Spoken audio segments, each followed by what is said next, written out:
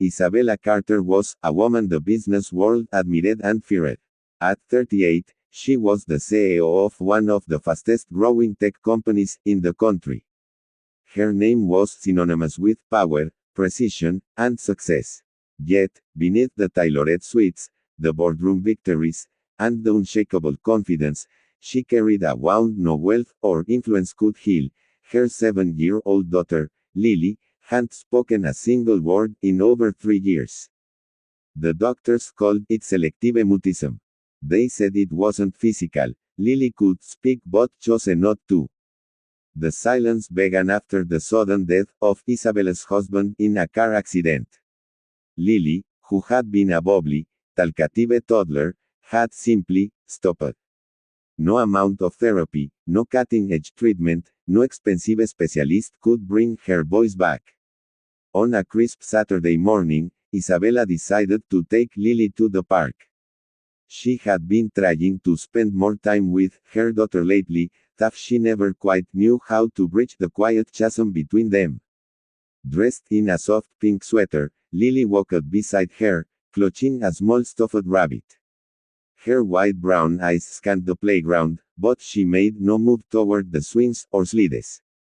Isabella guided her toward a bench shaded by a large oak tree. "Go ahead, sweetheart. Play for a while," she said softly. Lily nodded but stayed close, sitting at the edge of the bench and fiddling with the rabbit's ears. Isabella sighed inwardly. She wanted to reach her daughter, but every attempt felt like knocking on a locked door with no key. That's when she noticed him. A man in his mid-30s, tall, with a rugged kind of warmth about him, was kneeling by the sandbox. His son, a boy around Lily's age, was lounging as the man helped him build an elaborate sandcastle. The boy's laughter was bright and unrestrained, the kind of sound Isabella hadn't heard from Lily in years. The man glanced up and caught Isabella's gaze. Smiled, not the polite, tight-lipped smile of a stranger, but a warm, genuine one that made it hard not to respond. Isabella found herself smiling back, though she quickly looked away. A few minutes later, the man's son bounded over to Lily. "Hi, wanna help us build the castle?" he asked eagerly. Lily froze, clutching her rabbit tighter. She didn't answer, but she didn't run away either. The boy turned toward the sandbox and called out, "Dad. She's coming." Isabella opened her mouth to intervene, but Lily had already stood up. She followed the boy slowly, her little shoes crunching on the gravel path. The man greeted her with a warm nod.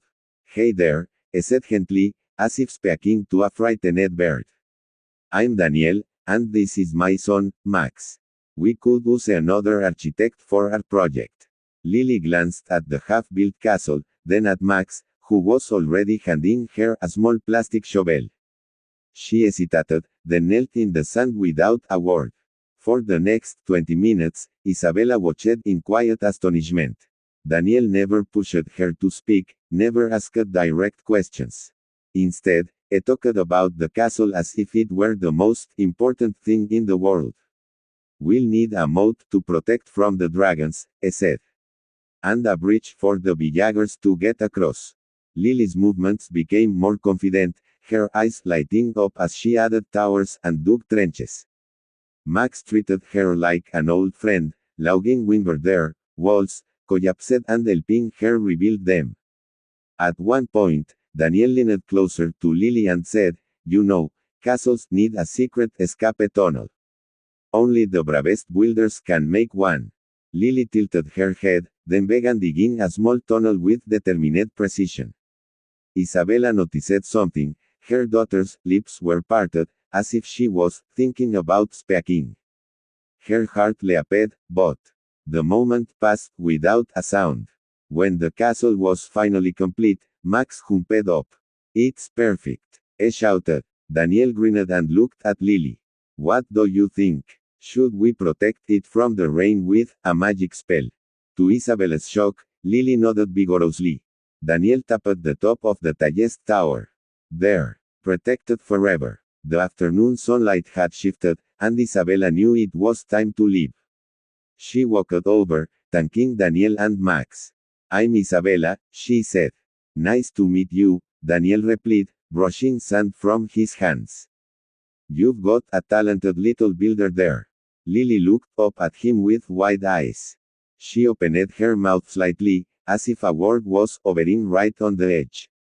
But instead, she just gave him the tiniest smile before stepping back to Isabella's side.